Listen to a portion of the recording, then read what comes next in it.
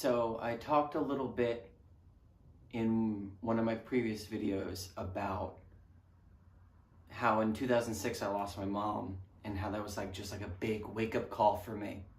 And it completely changed my life, broke me out of my shell, made me more social, made me pursue music. I started developing relationships in a way I never was able to before. I was overcoming my social fears. But a lot of people who know me now know me for being, like a spiritual, quasi-positive person, right? And even though people that really, really know me know that, I meditate and I do yoga and, now I eat more consciously and all this stuff. A lot of them don't really know how I got started with that, and maybe you're on a similar path, so I'd like to share my first spiritual awakening with you and what it's done for me. So, good morning, brothers and sisters. My name is Christian, and today I'd like to share how I got into all this esoteric, spiritual, healing, forgiving mindsets that I got into. In 2012, I had just gotten out of a relationship that was really abusive, and there was a lot of wrongs, because we all make mistakes, right? But there was a lot of wrongs that I had owned up to, and there was a lot of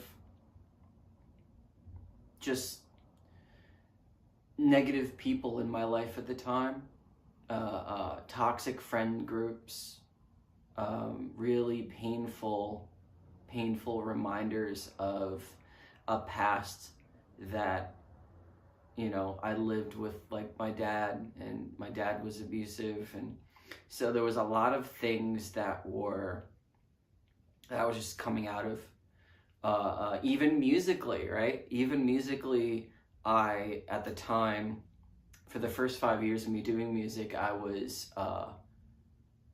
really into punk rock. I was really into dyeing my hair and looking a certain way and talking a certain way and acting a certain way and sounding a certain way, that it just wasn't, I wasn't even using my name Christian, right? Everything was just very, very inauthentic in a way. And I realized that came from a deep place of shame and wanting to escape who I was, or the victimhood that I had identified my real self with. I think a lot of us who are abused or neglected, it's really hard for us to not view ourselves as victims of our circumstances, because in a lot of ways we are, but identifying so strongly with that. And I noticed this in friends of mine. I noticed this in my relationship with my dad too, that we become so attached to that identity that we stay stuck in it. And I don't think that we're meant to. I think we're meant to learn and grow.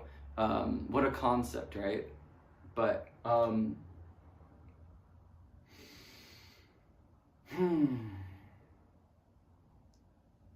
I think because so many things, people, places, a lot of things that I was so I identified with, that were toxic and that were just not aligned with me.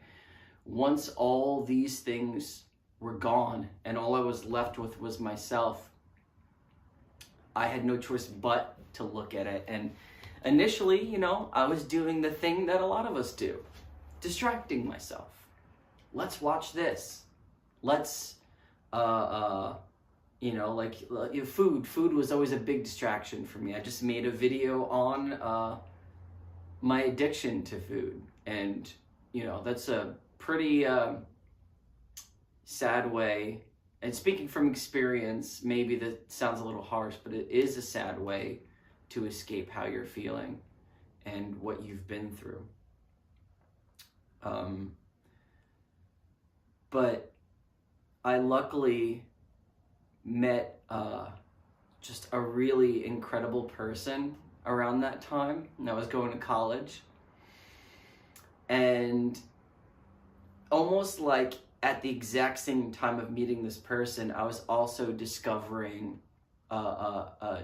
deeper aspects to the esoteric things I was into, because even though I wasn't in a good place and I wasn't authentically me, I was like into like conspiracy theories, I was into questioning the norm, and you know, and there were like spiritual elements involved in these things, but I was more interested in the fantastical,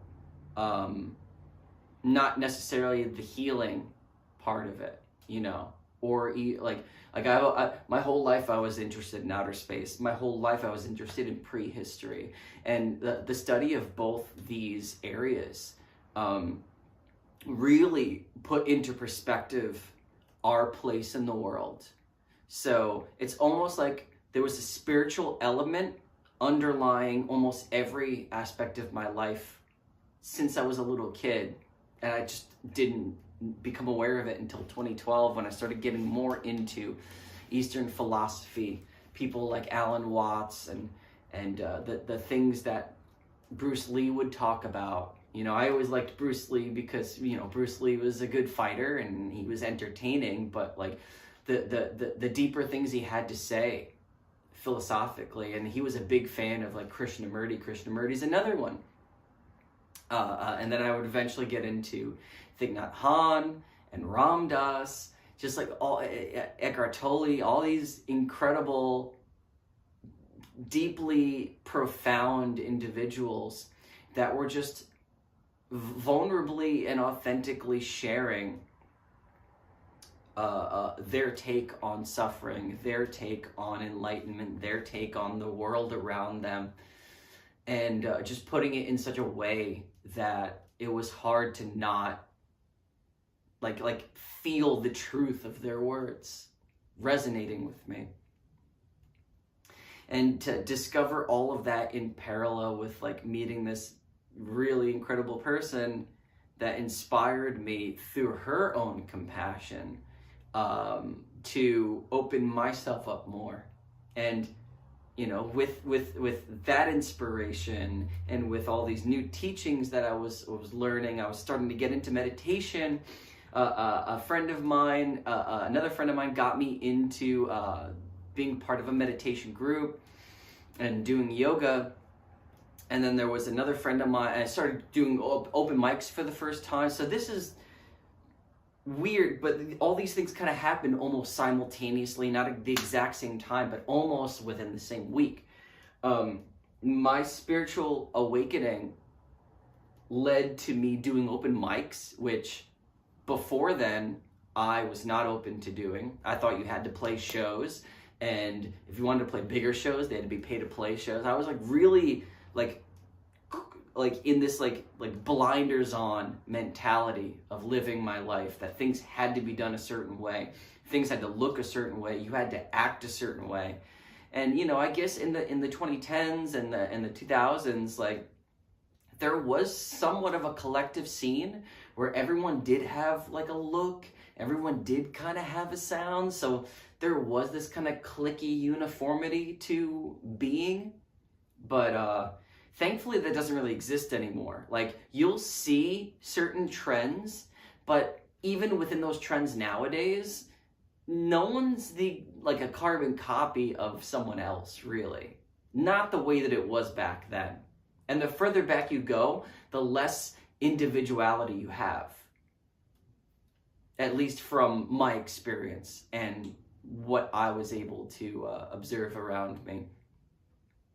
people nowadays are just so much more accepting and open, which is incredible, because before I was able to find that within myself, I didn't start seeing that and experiencing that in the world around me. So it's almost like, not that I believe fully in things like The Secret, but like it's almost like when you start doing the inner work for yourself and you start coming to a deeper place of acceptance and forgiveness and trust, that those vibrations start echoing in the external world around you as you are raising your own vibration, right?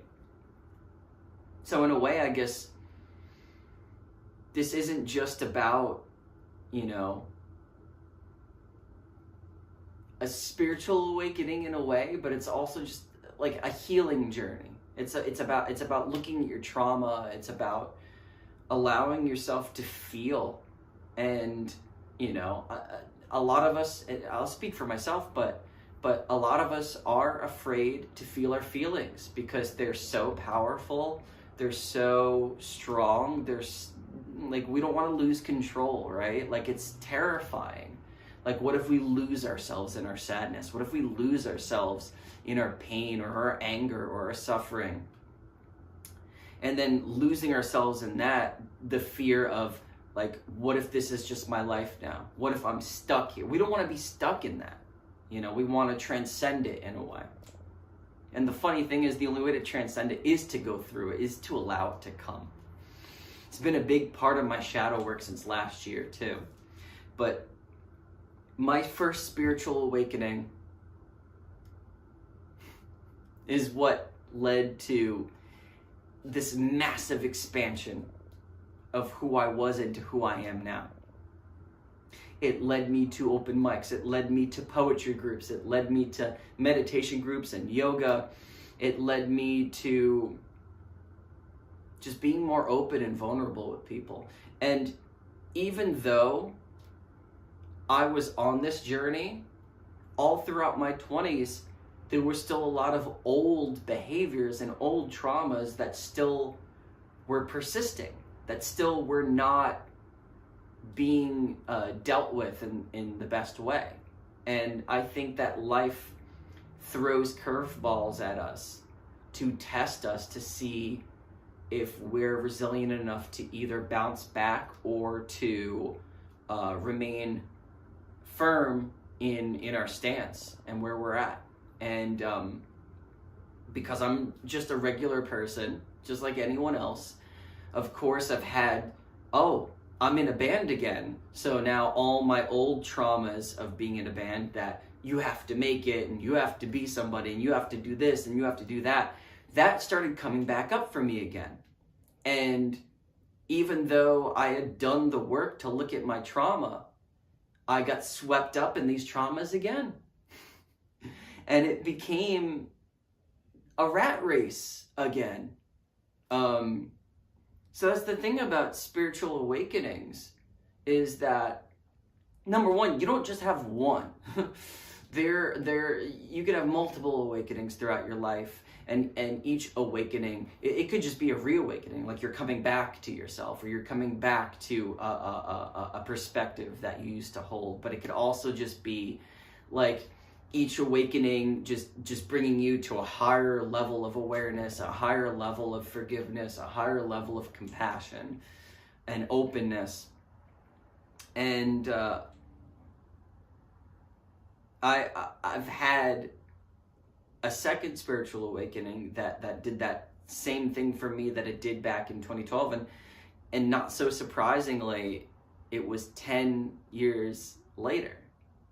You know, like, I wasn't getting out of, in 2022, I wasn't getting out of a toxic relationship, but I was getting out of a relationship that was the most secure, the most healthy, the most open, the most spiritually grounded, but not in alignment, because we were growing apart and we needed different things in our lives and we're going in different directions. We needed to honor that.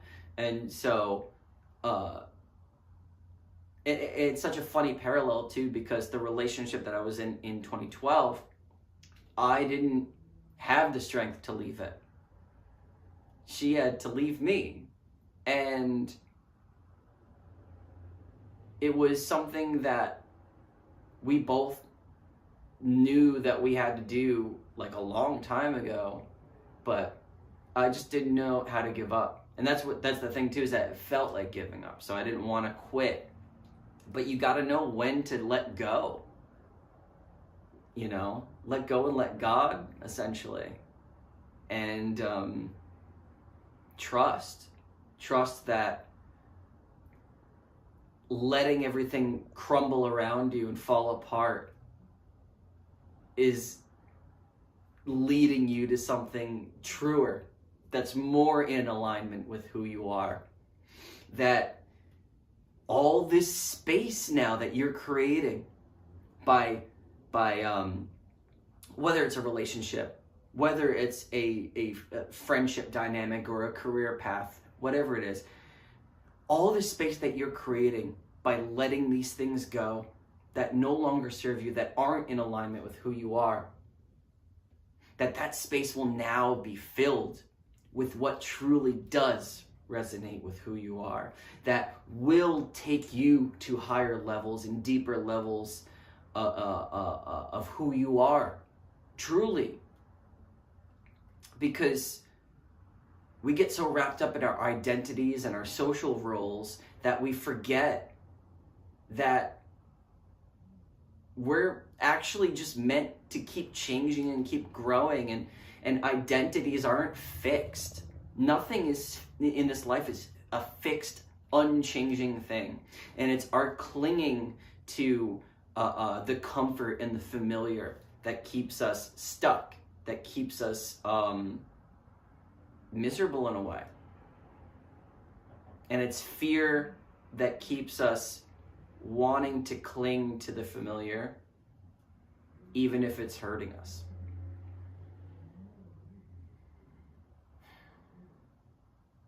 So I have so much gratitude for that very special friend that I met in college, for my friend Michael, who introduced me to yoga and meditation, for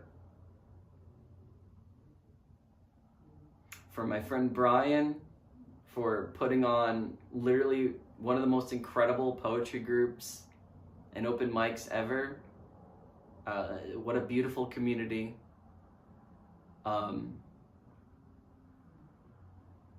all of these relationships, all of these experiences, I was only able to be open to because all the space was created and was for it to be filled with these new things, because my old relationship was gone. My old friends were gone. The band I was in was gone. And not unlike that time, after 2020, I went through it all over again. The band that I was in was gone. The old friends that I considered good friends were gone. And then the following year, the relationship that I was in was gone.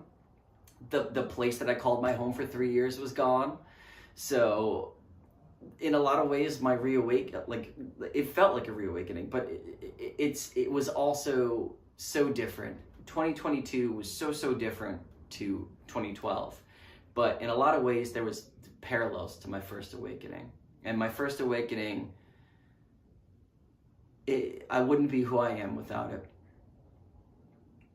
So I hope this little rant and story of, you know, a few inspiring people and things that have happened in the wake of tragedies and things ending. I hope that it's inspired you in a way to maybe, look a little deeper, maybe be a little bit more open, try something new. Like a spiritual awakening doesn't have to be like you're, like sitting, meditating and chanting Om or whatever. A spiritual awakening could literally just be a massive perspective shift. From how you used to view your life into viewing it entirely a different way, and letting go of what doesn't serve you and allowing the space to invite in the things that would better serve you and who you are now. So thank you for listening and have a good day.